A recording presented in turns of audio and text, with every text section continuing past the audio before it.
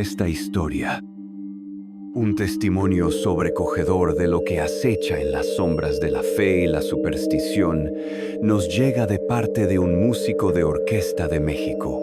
Un artista que vive para la armonía y la emoción en cada nota, pero que, en un viaje a la provincia, se topó con una realidad disonante, una que no encaja en ninguna partitura conocida. Su relato, teñido de un horror melódico y una confusión creciente, describe su encuentro con lo que él, con el alma aún estremecida, solo puede atribuir a la presencia de una bruja. Mi nombre es Alejandro y mi mundo es un sinfín de notas, ritmos y melodías. Cada sonido es una vibración, una historia contada sin palabras. Como violinista en una orquesta, mi mente está sintonizada para detectar la más mínima disonancia, para encontrar la belleza en la complejidad armónica. He viajado por el mundo, tocando en teatros majestuosos, y mi vida siempre ha sido una búsqueda de la perfección sonora. Nunca me consideré supersticioso, ni creyente en maldiciones o hechiceros. Para mí, el mayor misterio era la interpretación perfecta de una fuga de Bach. Pero lo que experimenté el verano pasado, durante unas vacaciones en un pueblo remoto de Veracruz, cambió para siempre mi percepción de la realidad, introduciendo un pasaje oscuro que no puedo descifrar. Decidí pasar unas semanas en Nanciaga, un rincón selvático de Veracruz, famoso por su reserva ecológica y sus tradiciones ancestrales. Buscaba inspiración, nuevos sonidos, la cadencia de la naturaleza pura lejos del ruido de la ciudad.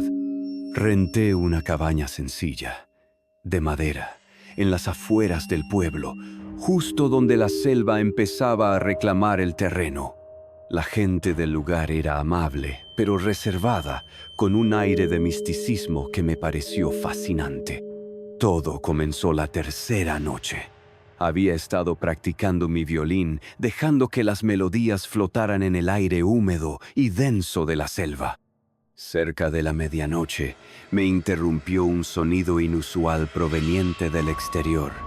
No era el canto de los grillos o el murmullo del viento. Era un canto, una voz aguda, femenina, que se alzaba y caía en una melodía monótona, casi un lamento, pero con una cualidad gutural que me erizó la piel. Sonaba cercano, como si la persona estuviera justo afuera de mi cabaña.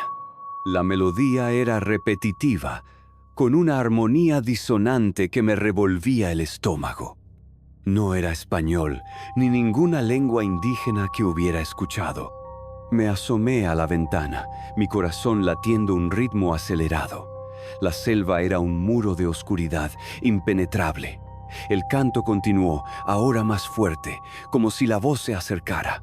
Y con el canto, un hedor, un olor dulzón y nauseabundo, a flores podridas y algo más, algo animal y acre, como plumas quemadas y tierra mojada.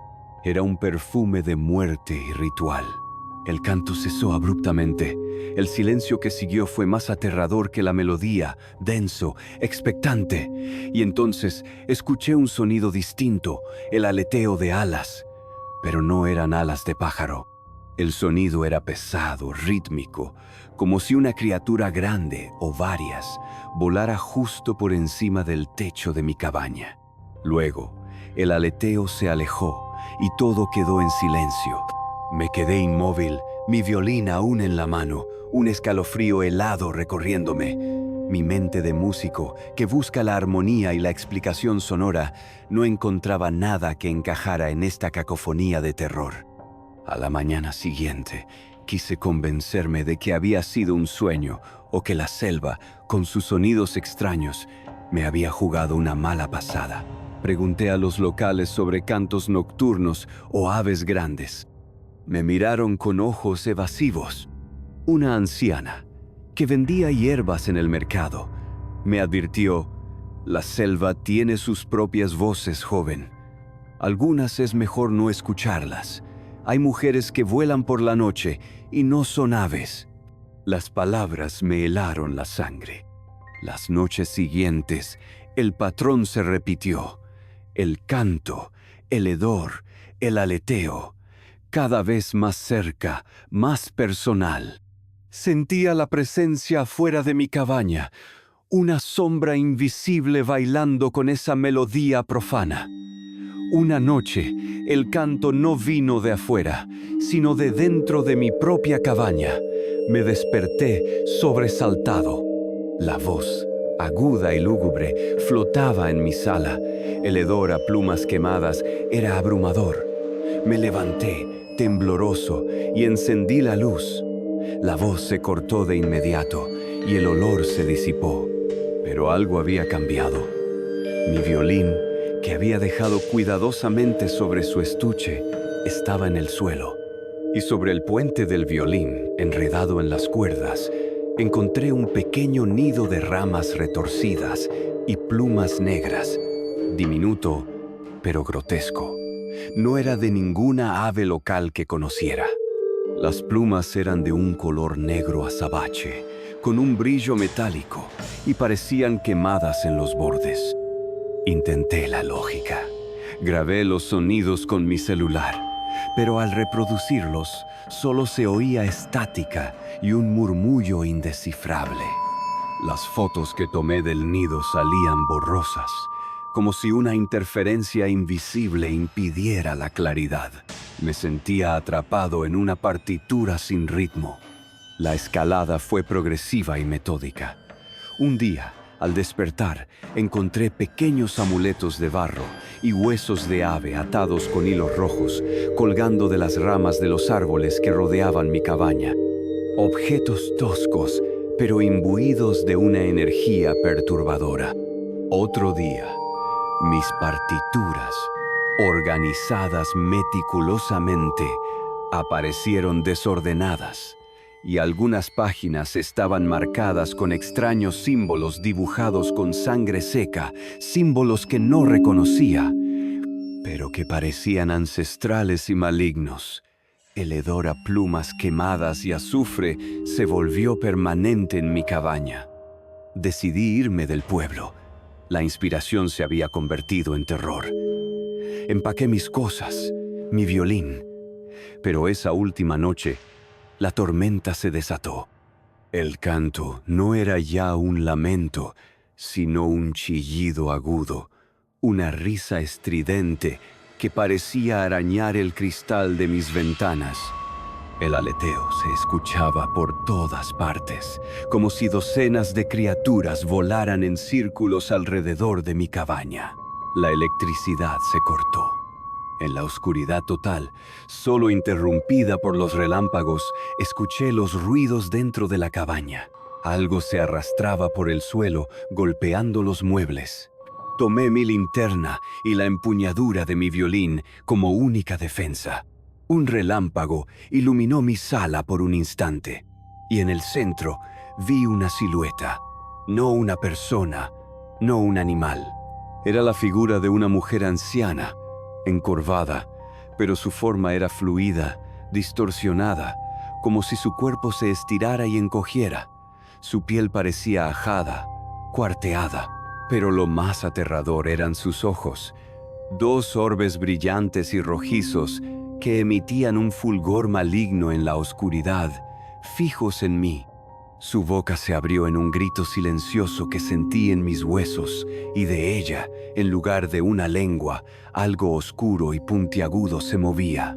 No tenía alas visibles, pero el aleteo era incesante, ensordecedor. La anciana no caminaba.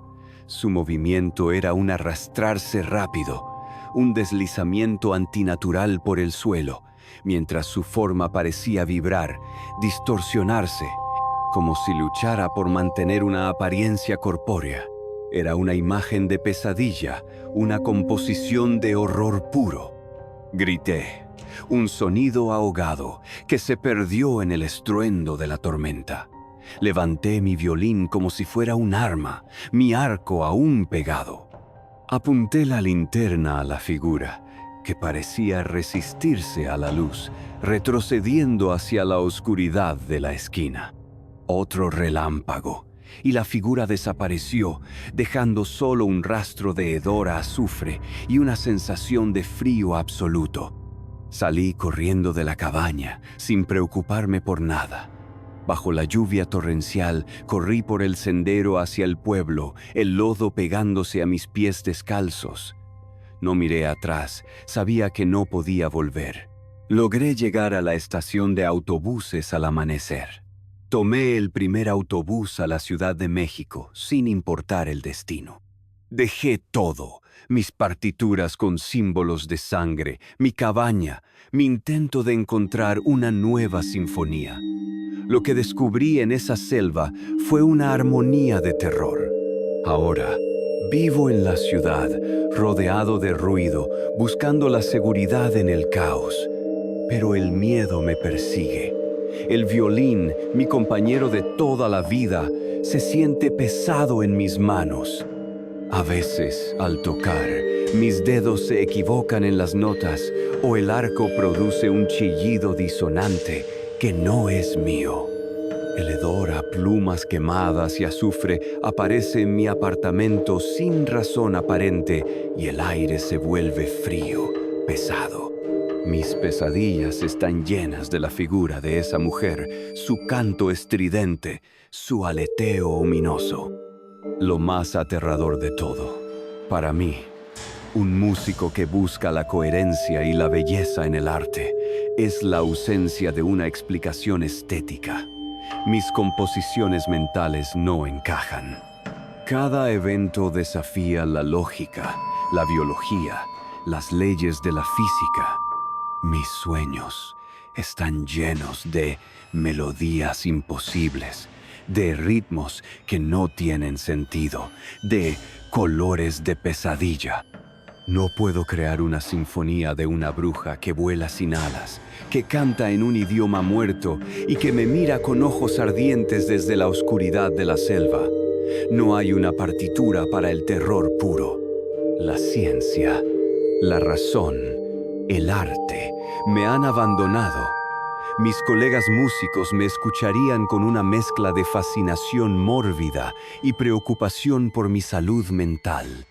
Así que esta historia la envío a un auditor, esperando que alguien acostumbrado a la fría lógica entienda la disonancia de una anomalía que no se puede categorizar, ni armonizar, ni comprender, porque sé que sigue ahí, en la selva, en las sombras, en la noche, una criatura de pesadilla, real y tangible, que me mira desde la oscuridad y me recuerda lo poco que realmente entendemos del mundo y lo frágil que es nuestra armonía ante lo verdaderamente inexplicable.